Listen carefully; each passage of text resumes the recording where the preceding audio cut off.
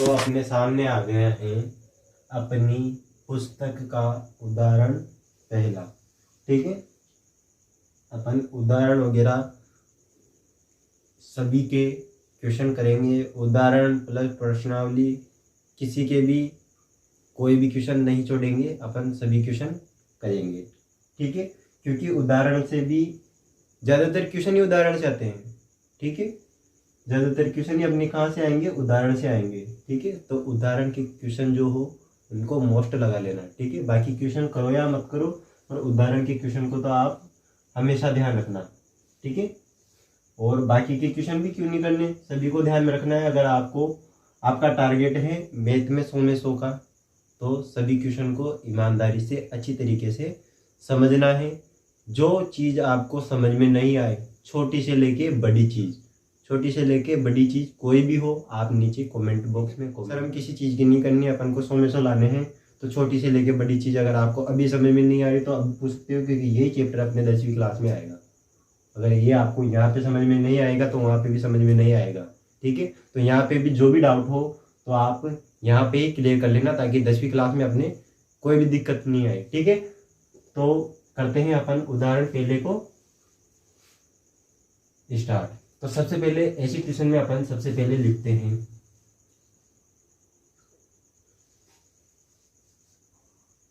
लिखेंगे अपन यहाँ पे दिया है।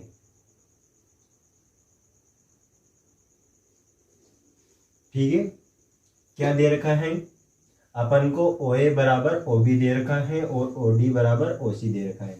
ठीक है, दो भुजा अपन को बराबर दे रखी है।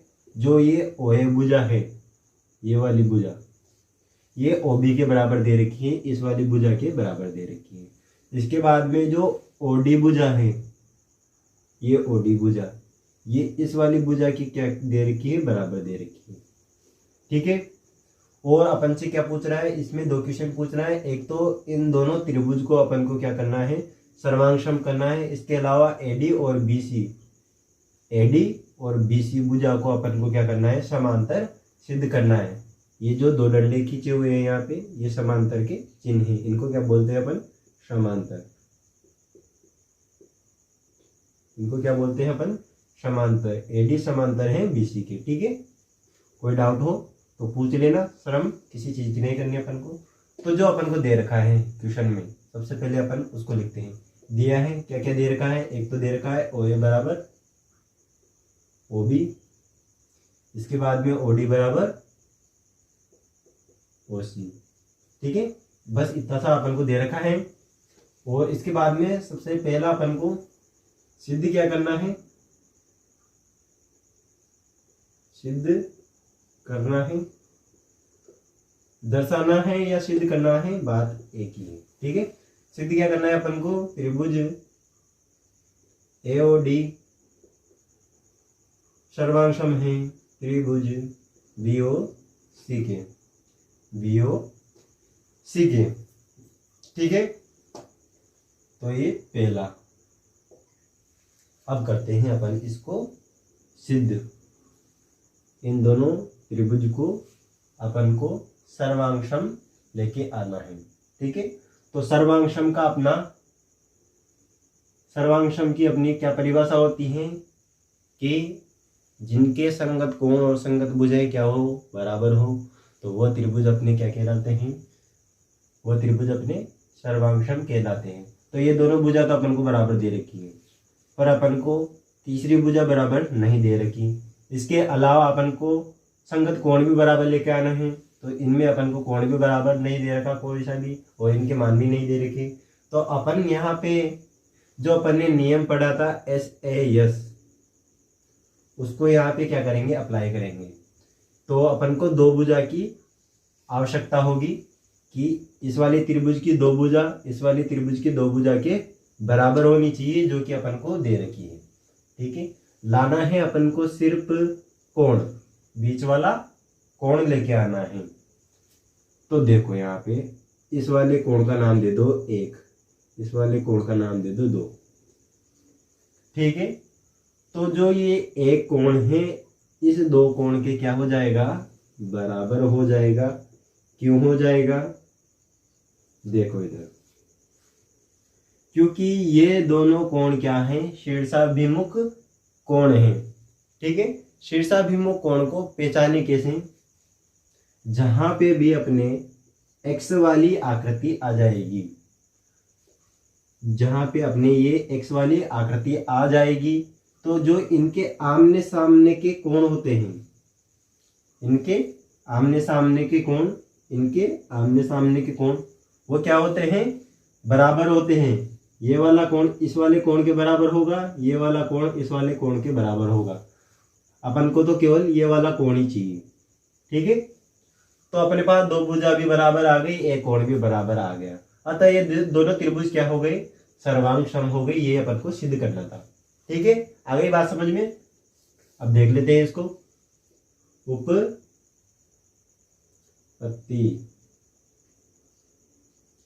अब देखते हैं इसको।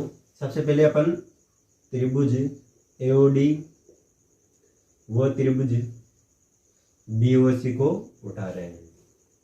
ठीक है, बीओसी को उठा रहे हैं। तो अपन को इन दोनों त्रिभुज में सबसे पहले क्या दे रखा है उसको लिख दो। ओ ए बराबर ओ बी और ओ डी बराबर ओ सी। इनके पीछे अपन को रीजन भी लिखना है कि ये अपन ने कहाँ से लिखा है, ये अपन ने कहाँ से लिखा है, ये अपन को क्या कर रखा है, दिया है।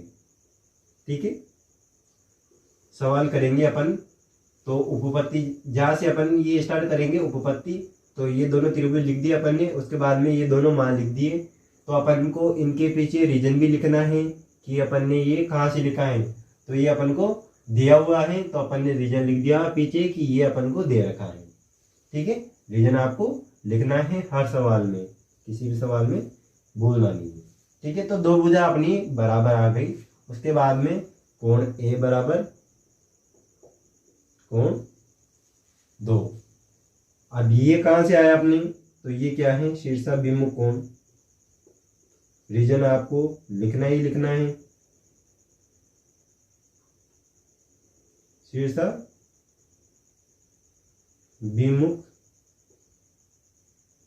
कोण। ठीक है, अब देखो दो भुजा बराबर आ गई और एक कोण बराबर आ गया। तो एस नियम से, इस वाले नियम से अपन ने ये दोनों त्रिभुज क्या कर दिए, सर्वांगसम सिद्ध कर दिए। एओडी सर्वांगसम, सर्वांगसम है त्रिभुज बीओसी के। ठीक है, तो ये पहला क्वेश्चन तो अपना कंप्लीट हो गया। तो यहाँ पे लिख दो इति सिद्धम। ठीक है, इति सिद्धम। अब दूसरा वाला क्या बोल रहा है अपन को, दूसरा वाला बोल रहा है कि इस वाली भुजा को समांतर करना है इस वाली भुजा की। तो कैसे करेंगे अपन, अब देखो शीर्षाभिमुख कोण तो अपन ने समझ लिए कि जहां पे भी एक्स वाली आकृति आ जाए तो उनके आमने सामने के कोण होते हैं, उनको अपन बोलते हैं शीर्षाभिमुख कोण। अब देखो यहाँ पे, तो दूसरे में सबसे पहले लिख दो अपने एओडी सर्वांगसम है बीओसी के। ठीक है, बीओसी के। अब देखो यहाँ पे हिंदी में अपनी मातृभाषा में एक लाइन लिख दो कि ये दोनों त्रिभुज क्या है, सर्वांगसम। दोनों त्रिभुज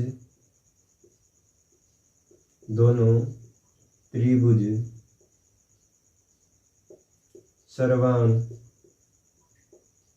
सम है। ठीक है, हिंदी में अपन ने लिख दिया कि दोनों त्रिभुज क्या हैं, सर्वांगसम हैं, अतः इनके संगत कोण और संगत भुजाएं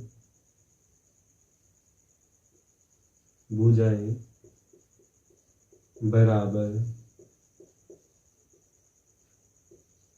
होगी। ठीक है, ये अपन ने लिख दिया कि दोनों त्रिभुज क्या है, सर्वांगसम है, अतः इनके संगत कोण और संगत भुजाएं क्या होगी, बराबर होगी। अब देखो, अपन को भुजा से कोई मतलब नहीं है, अपन को मतलब है सिर्फ कोण से।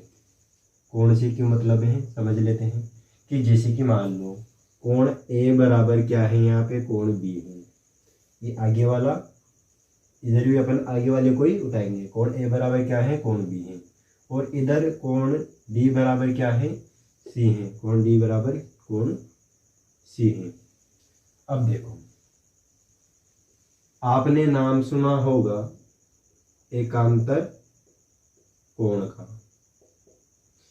तो सबसे पहले अपन एकांतर कोण की परिभाषा की बात करते हैं। तो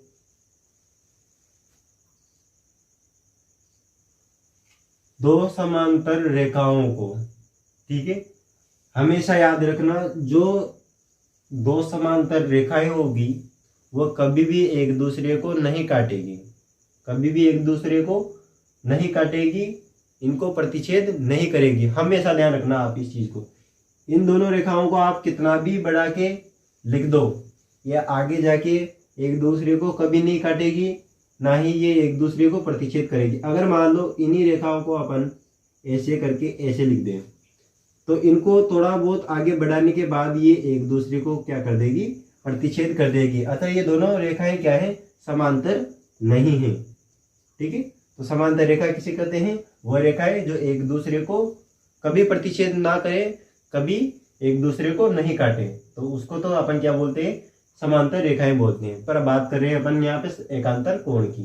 तो दो समांतर रेखाओं को एक तिरछी या तिर्यक रेखा प्रतिच्छेद करे तो वह संगत कोण, उनके संगत कोण क्या होते हैं, बराबर होते हैं।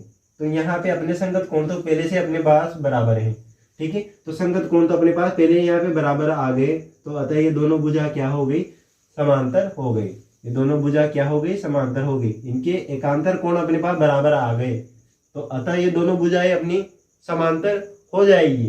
ठीक है, आगे बात समझ में, ये दोनों भुजाएं अपनी समांतर कैसे होगी, क्योंकि इनके एकांतर कोण या संगत कोण बराबर है अपने पास, तो ये दोनों भुजाएं अपनी क्या हो गई, समांतर हो गई। तो यहाँ पे लिख दो आप कोण ए बराबर कोण बी, कोण डी बराबर कोण सी। पीछे लिख देना क्या है, ये एकांतर कोण है। अतः एडी समांतर हो गया ए बी के। ठीक है, इति सिद्धम।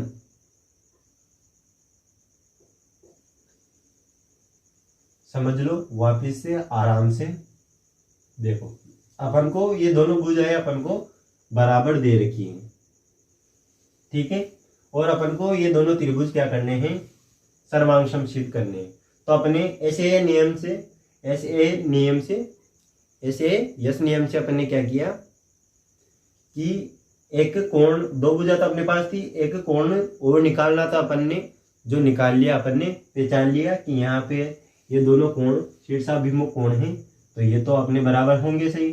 तो अपन ने ये दोनों, ये सारी मेथड लिखी यहाँ तक, अपन ने इसको क्या कर दिया, दोनों त्रिभुज को सर्वांगसम सिद्ध कर दिया। अब ये दोनों त्रिभुज सर्वांगसम हैं, अतः इनके संगत कोण और संगत भुजाएं क्या होगी, बराबर होगी। अपन को भुजा से मतलब नहीं है, क्योंकि अपन को दो समांतर रेखाएं लेके आनी है, तो अपन ने एकांतर कोण अपने पास बराबर आ गए, अतः ये दोनों भुजाएं भी अपनी क्या हो गई, समांतर सिद्ध हो गई।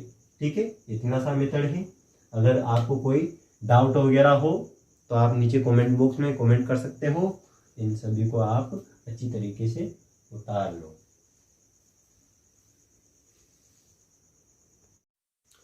तो देखो, अपने पास आ गया अपनी पुस्तक का उदाहरण दूसरा। तो इसमें क्या दे रखा है अपन को कि AB एक रेखा खंड है, AB कोई रेखा है, और जो रेखा एल है, तो इस ए बी की क्या है, जो रेखा एल है वो ए बी का लंब समद्वि भाजक है। लंब समद्वि भाजक का अर्थ क्या होता है, समद्वि भाजक का अर्थ होता है समान दो भागों में विभाजित। ठीक है, अगर कोई भुजा दूसरी भुजा को लंब समद्वि भाजक कर रही है, अर्थात वह उस भुजा को समान दो भुजाओं में क्या कर रही हैं, विभाजित कर रही हैं। समद्वि भाजक का मतलब क्या हो गया, समान दो भुजाओं में विभाजित करना। ठीक है, तो यहां तक आपने देख लिया। अगर यदि एल, ठीक है, यदि एल पर स्थित कोई पी बिंदु है, इस वाली रेखा पे कोई पी बिंदु है अपना, तो दर्शाना है, अपन को सिद्ध करना है कि, रुको एक मिनट, सिद्ध करना है कि पी बिंदुओं, यहाँ पे ये लाइन छूट गई, दर्शाने के बाद में लिख लेना आप, पी बिंदुओं ए और बी से समदूरस्थ है। ठीक है, यहाँ पे दर्शाने के बाद में आप लिख लेना पी बिंदुओं। ठीक है, पी बिंदुओं ए और बी से समदूरस्थ है। समदूरस्थ का मतलब क्या हो गया, समान दूरी पर स्थित। ठीक है, समान दूरी पे स्थित, समदूरस्थ का मतलब है समान दूरी पर स्थित। समद्वि भाजक का अर्थ है समान दो भुजाओं में विभाजित। ठीक है, तो करते हैं इसके, तो सॉल्यूशन की तरफ चलते हैं अपन। अब देखो, सबसे पहले अपन ने क्या बोला कि जो दे रखा है अपन को, सबसे पहले अपन उसको लिखते हैं। तो दिया है, क्या दिया है कि ए बी पर एल लंब समद्वि भाजक है, तो एल लंब है ए बी पर। ठीक है, जो ये लेटा हुआ टी है ये अपना लंब का चिन्ह है। ठीक है, ये क्या है, लंब का चिन्ह है। तो ये अपन को दे रखा है, तो इससे अपन ने क्या निकाल लिया, तो इससे अपन ने निकाला कि जो AC है वो BC के क्या हो गई, बराबर। ठीक है, ये वो वाला BC नहीं है, ये अपनी भुजा वाला BC है। ठीक है, तो ये L इसको AB को समान दो भुजाओं में विभाजित कर दिए, अर्थात AC बराबर क्या हो गया, BC हो गया। ठीक है, और इसके अलावा कोण ACP बराबर है कोण BCP, कोण BCP बराबर 90 डिग्री।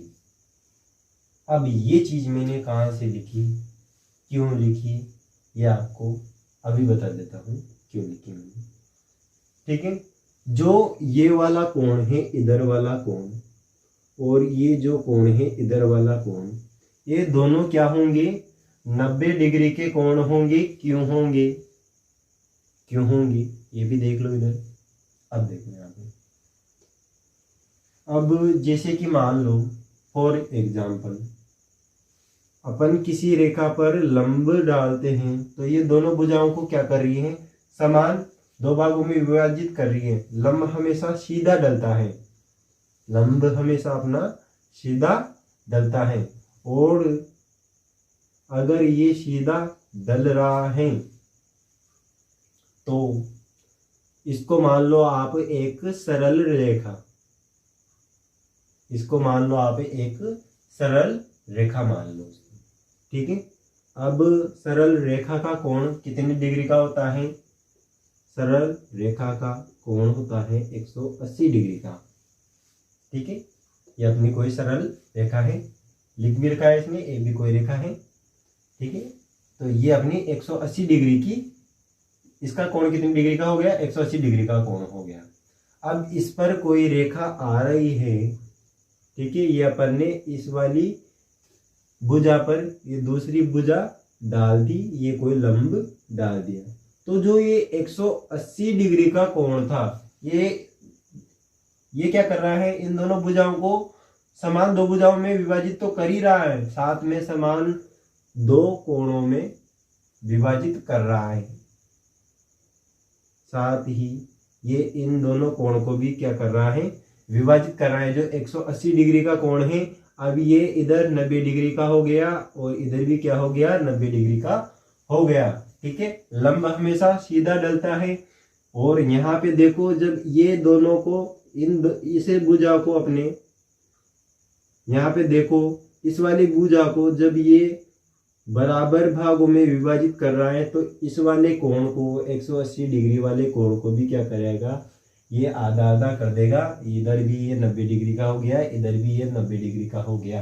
ठीक है, समझ में आ गया। ये वाला कोण भी 90 डिग्री का हो गया, ये वाला कोण भी 90 डिग्री का होता है। और यहाँ पे भी समझ में नहीं आए तो आपने एक त्रिभुज का नाम सुना होगा, समकोण त्रिभुज।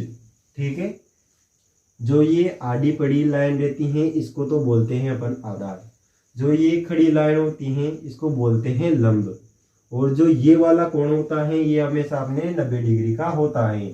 ठीक है, ये लंब है, तो ये लंब के टच में जो कोण होता है वो 90 डिग्री का होता है। तो ये यहाँ पे भी तो लंब है, इधर के इसके टच में अपने ये कोण है, तो ये भी तो 90 डिग्री का हो गया और ये भी अपने 90 डिग्री का हो गया। ठीक है, ऐसे समझ लो, ऐसे समझ लो, या कैसे भी समझ लो, समझना आपको है। ठीक है, ऐसे समझ लो, ऐसे समझ लो, कैसे भी समझ लो, पर समझना है, समझना तो है। ठीक है, आ गया समझ में। ये 90 डिग्री अपन ने क्यों लिखा कि एक सरल रेखा है वो अपनी 180 डिग्री का कोण की होती है। जो सरल रेखा है उसका अपने कोण 180 डिग्री का होता है। अगर इस पे अगर अपन कोई लंब डाल रहे हैं तो ये दो भुजाओं को समान अनुपात में विभाजित तो कर ही रही है, साथ में जो ये इनका कोण होगा उनको भी आधे आधे भागों में विभाजित कर देगी। इधर भी 90 डिग्री का कोण बनेगा, इधर भी 90 डिग्री का कोण बनेगा। इससे अपन समकोण त्रिभुज भी बोल सकते हैं, इसको भी अपन समकोण त्रिभुज भी बोल सकते हैं। ठीक है, अब देखो यहाँ पे ACP, यहाँ पे ये जो चिन्ह है ये अपने कोण का है, और जो ACP लिखा अपन ने ये क्यों लिखा अपन ने, तो यहाँ पे देखो, अब ये C है। ठीक है, ये C बिंदु है, इसको भी क्या किया, इसको भी क्या किया इसने, ये जो C बिंदु है इसको भी क्या किया इसने, दो कोणों में विभाजित कर दिया। अगर अपन डायरेक्ट कोण C लिखेंगे तो अपन को पता कैसे चलेगा कि इस कोण की बात कर रहा है या इस वाले कोण की बात कर रहा है। इसलिए अपन ने दर्शाने के लिए ये लिखा कि ACP, जो कोण रहेगा वो हमेशा क्या आएगा, बीच में आएगा। जो कोण रहेगा वो हमेशा क्या आएगा, बीच में रहेगा। अपन इसको ऐसे भी लिख सकते थे, PCA, PCA, PCB। ठीक है, कैसे भी लिख सकते थे, पर C अपने बीच में आएगा। तो इतना तो अपन ने यहाँ पे लिख दिया। उसके बाद में सिद्ध करना है, अपन को सिद्ध करना है। क्या करना है कि P बिंदुओं A और B से समदूरस्थ हैं, कि जो ये P बिंदु हैं ये A से और B से दोनों से क्या है, समान दूरी पर स्थित है, समदूरस्थ है। मतलब PA बराबर अपन को क्या लाना है, PB।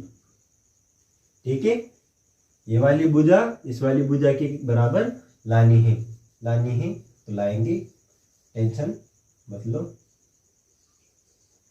अब देखो उपपत्ति, तो उठाते हैं त्रिभुज ACP और त्रिभुज BCP। तो जो दे रखा है सबसे पहले उनको लिख दो आप, कि AC बराबर दे रखा है BC, AC बराबर BC कहाँ से आया, ये दिया है। ठीक है, कोण ACP बराबर है कोण BCP, कहाँ से आया, ये भी क्या कर रखा है, अपन को दिया है। ठीक है, तो अब देखो यहाँ पे एक भुजा बराबर आ गई, एक कोण बराबर आ गया, पर एक और भुजा का अपन को एक और भुजा को अपन को बराबर लेके आना है, तभी तो अपनी एस नियम लगेगा। अगर दो भुजा अपने पास बराबर है, एक कोण बराबर है, तब ये नियम लग जाएगा। इस नियम से अपने ये दोनों त्रिभुज सर्वांगसम हो जाएंगे। अगर ये दोनों त्रिभुज सर्वांगसम हो जाएंगे तो बाकी की जो तीसरी भुजा है वो भी क्या हो गई, दूसरे वाले त्रिभुज के बराबर हो जाएगी। संगत कोण और संगत भुजाएं क्या होती हैं, बराबर हो जाती हैं।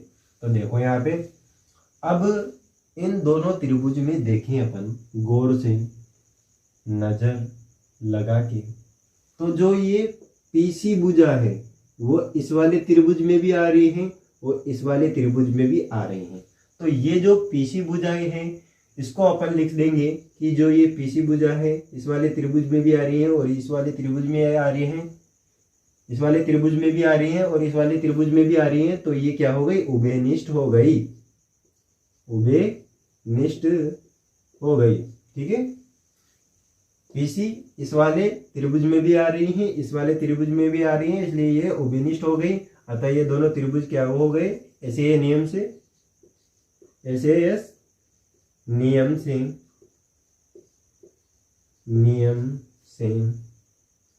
त्रिभुज एसीपी सर्वांगसम है त्रिभुज बीसीपी के। ठीक है, अब देखो अपन को जब ये सर्वांगसम सिद्ध करना होता है, ये लिखना होता है, तब इनके क्रम को भी ध्यान में रख के काम करना होता है।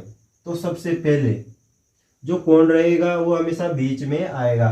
तो कोण सी, ये कोण सी बीच में आ रहा, ये कोण सी बीच में आ रहा। अब एसी के बराबर क्या है, बीसी, ये आगे वाले दो और ये आगे वाले दो। ठीक है, तो दोनों में अपने क्रम नहीं टूटा।